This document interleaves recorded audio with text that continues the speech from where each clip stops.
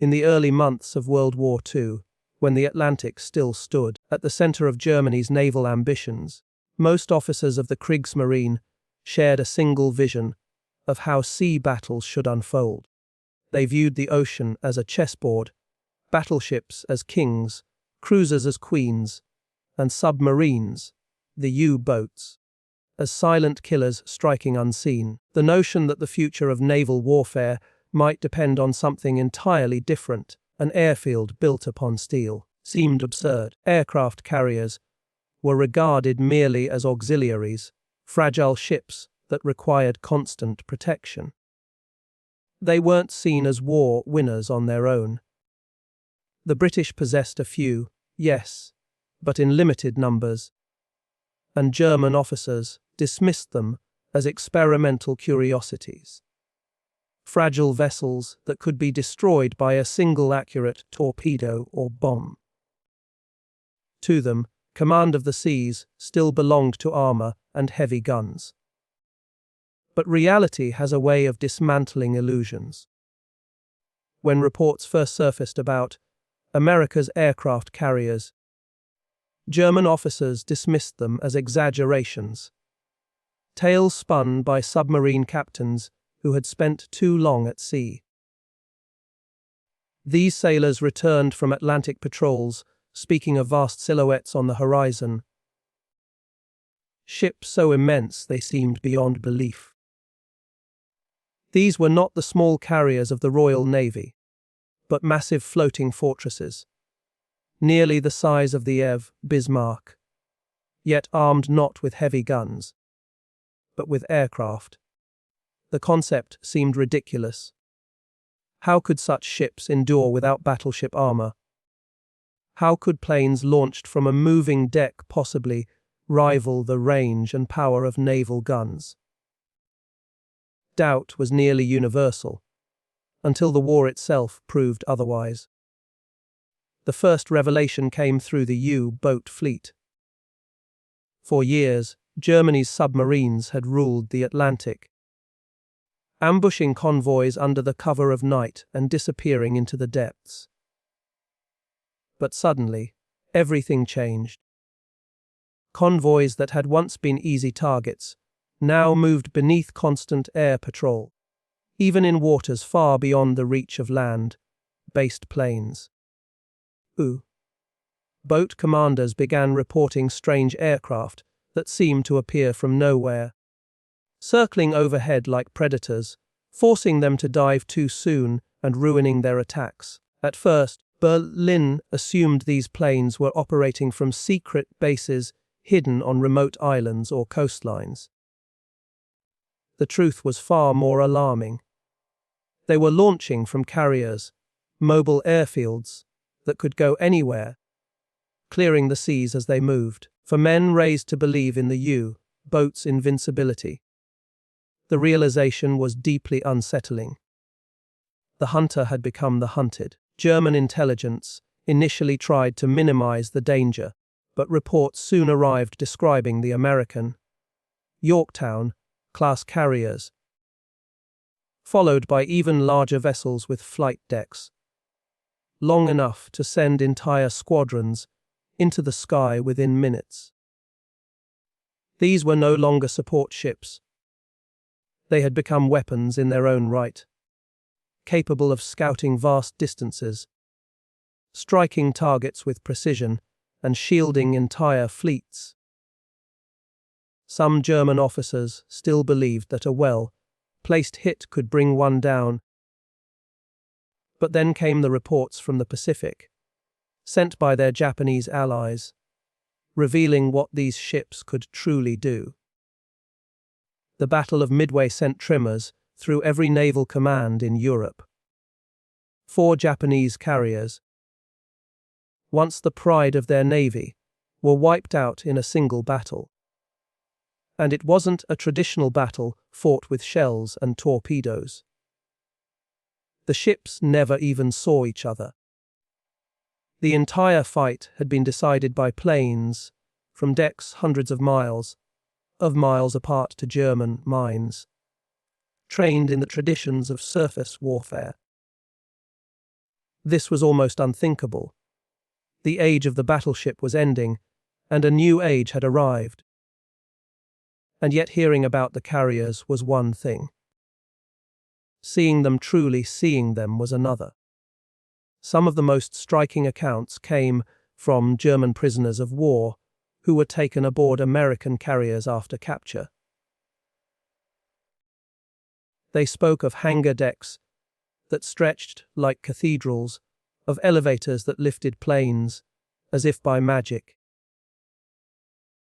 of crews working in perfect synchronization.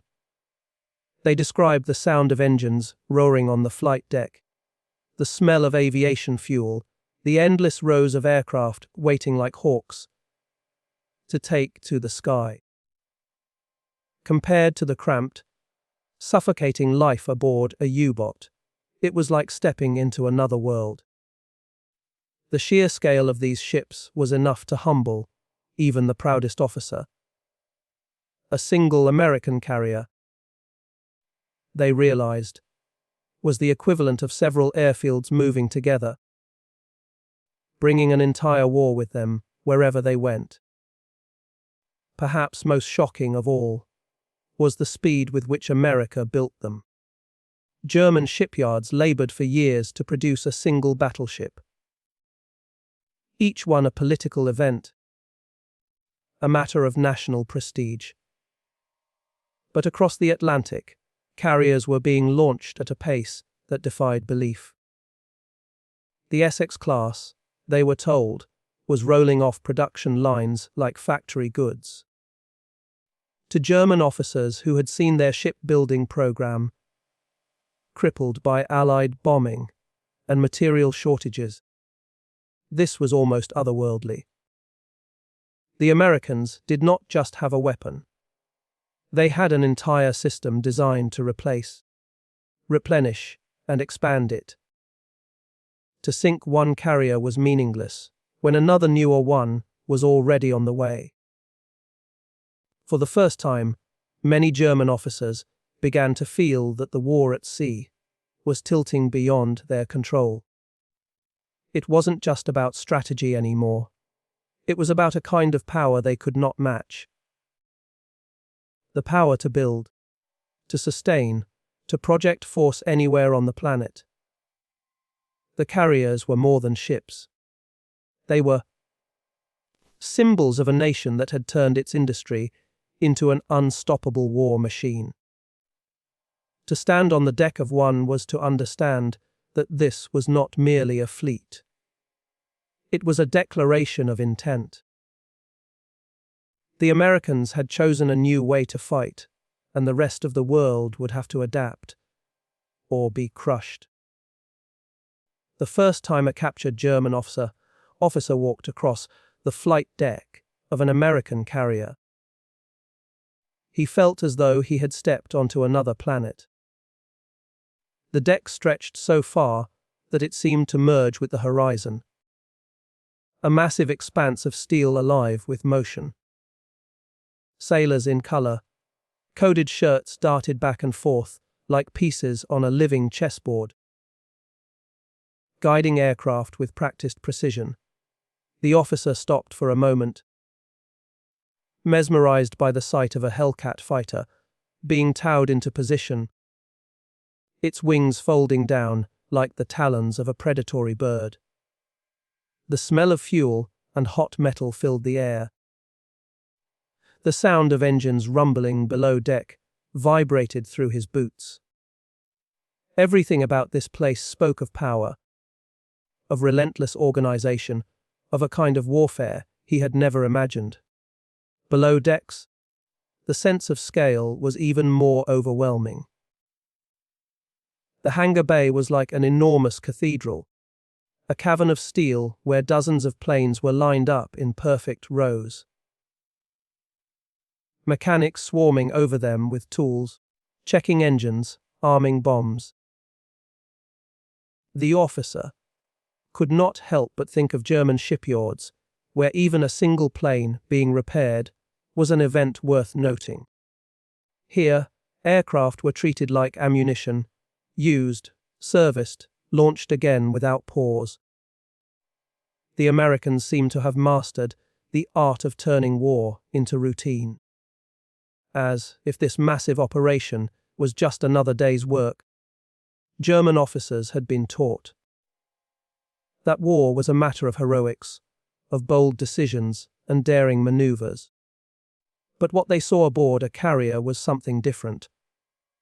War is a machine. War reduced to process and efficiency. There was no chaos, no wasted movement. Every sailor knew his place.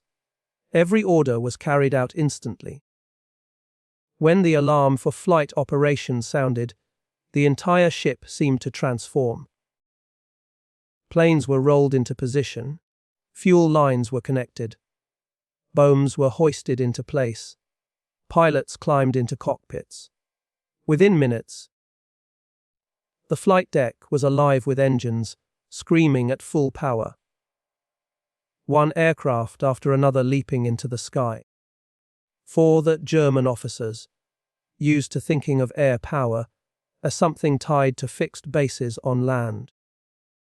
This was nothing short of revolutionary. These carriers could be anywhere. Near Norway 1 week, in the Mediterranean the next, or striking deep into the Pacific. They could carry the war to any coast, any port.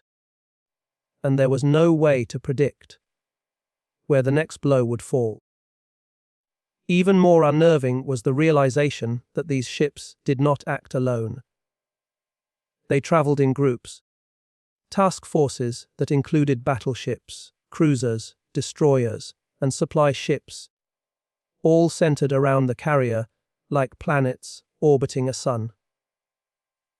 The carrier was the heart of this floating city, and its aircraft were the beating pulse, always ready to strike. Some German prisoners later admitted to feeling a strange mix of fear and respect. Fear, because they now understood that there was no place on the ocean truly safe from these floating airfields. Respect, because what they witnessed was not just brute force but extraordinary discipline and skill. The Americans, they realized, were not winning the war simply because of numbers. They were winning because they had found a new way to fight, one that relied on constant training, perfect coordination, and overwhelming mobility. There were stories of German U-boat commanders who had been forced to surface near a convoy, after being damaged only to find themselves facing aircraft, circling above planes that had come from a carrier hundreds of miles away. The planes did not attack recklessly. They waited. They radioed positions, and soon destroyers closed in for the kill. It was a slow, methodical hunt, one that gave the Germans no chance of escape. Being captured under those circumstances was humiliating enough. But being brought aboard a carrier afterwards was like being shown the future of naval war. A future in which the submarine would no longer be the hunter, but the prey. The psychological impact was profound.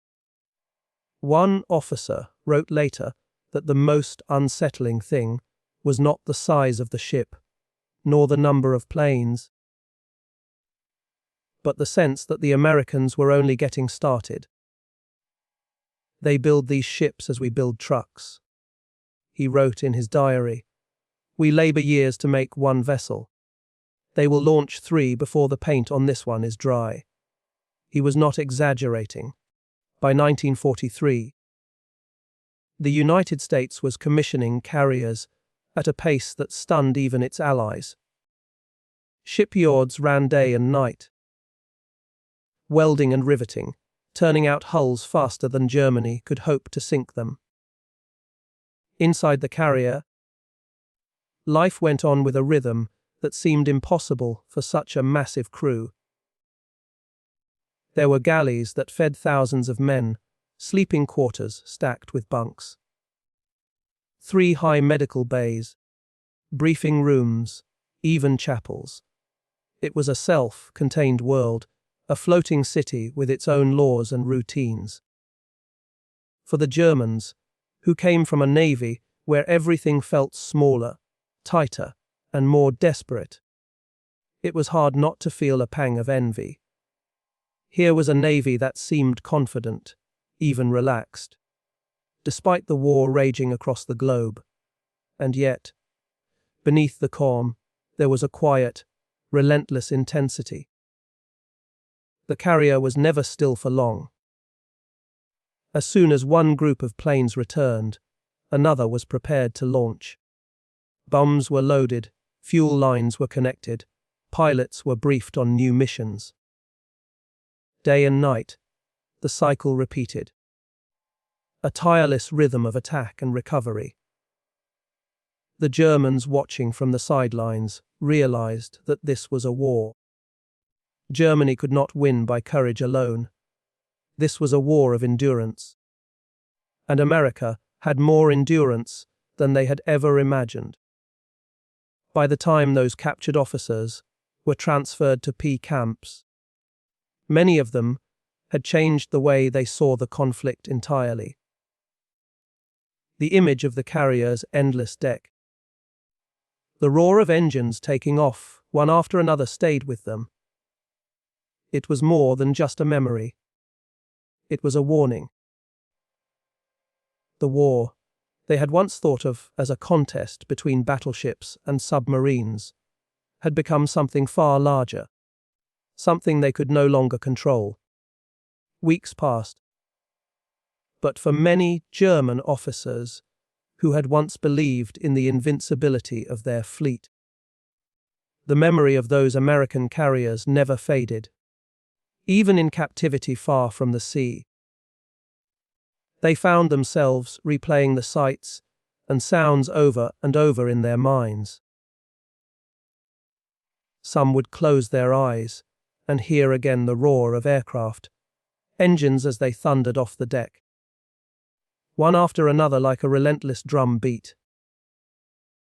Others remembered the strange calm on board, the way the crew moved with quiet confidence, as though they knew victory was only a matter of time. It was this calmness that unsettled them most. War, as the Germans had known it, was supposed to be filled with chaos, uncertainty, desperation. But aboard those carriers, it felt like everything was under control. As news filtered into the P camps, the picture became even clearer.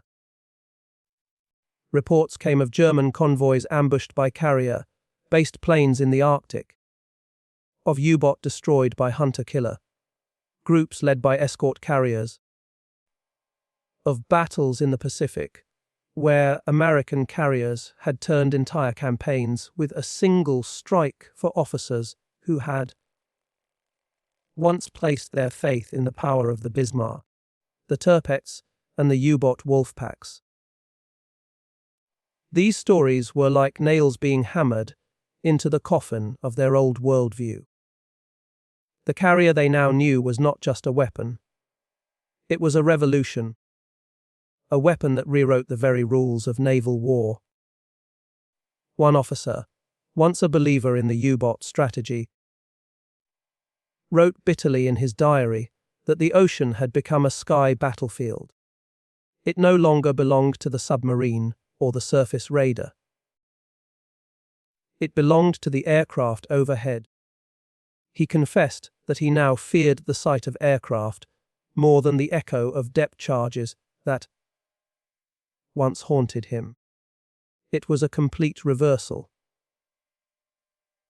The hunter had become the hunted, and there was no pride left in that change.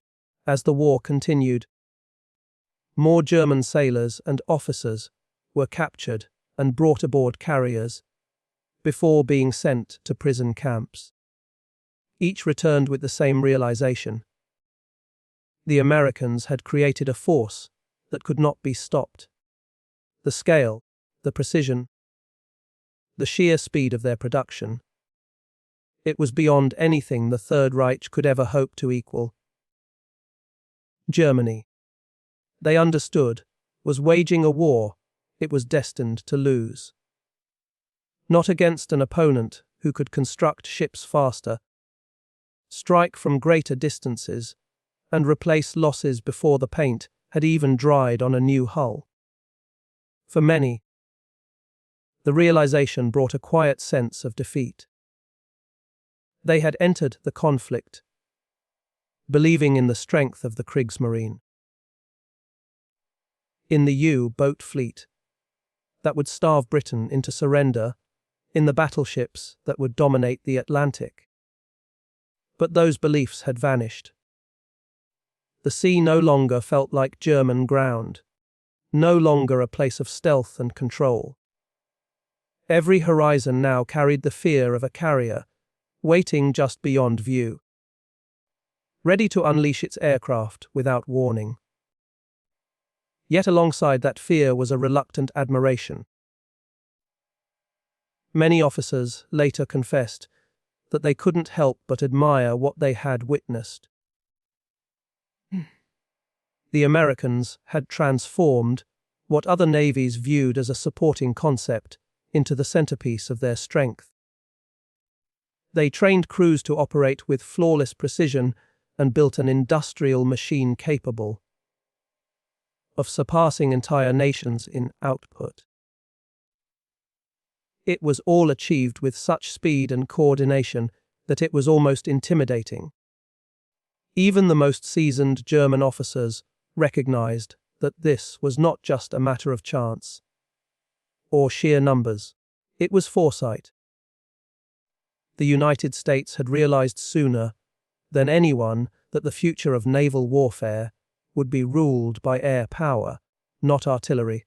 By 1944, as the war's momentum shifted decisively, even Germany's high command could no longer ignore the reality. Their own carrier projects, the Graf Zeppelin and others, had been scrapped or left unfinished. Resources were gone, and time had run out. The Americans had already perfected the concept, filling the seas with mobile air bases capable of reaching anywhere on Earth. Germany could never catch up. The same officers who once dismissed carriers as fragile experiments now understood that their doubt had cost them critical years. Years that might have altered history. When the war ended and Germany lay in ruins, that realization lingered. Many who had once stood on the decks of American carriers carried that experience for life. Some later wrote about it, recalling the mix of awe, fear, and reluctant admiration it inspired. Others stayed silent, unwilling to admit how deeply it had affected them.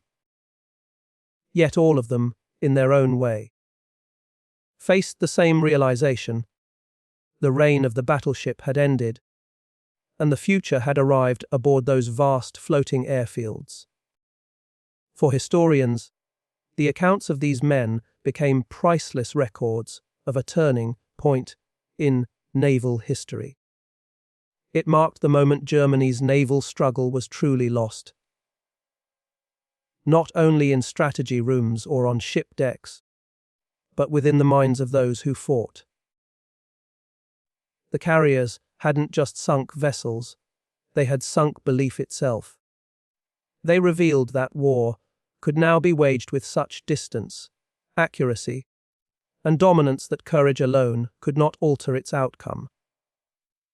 In the end, the German officers' first encounter with American aircraft carriers was more than a clash of metal and fire. It was a turning point, the passing of an era, the dawn of a new one, where control of the seas no longer belonged to those with the largest guns, but to those who ruled the air above them. A change that would define naval warfare for generations.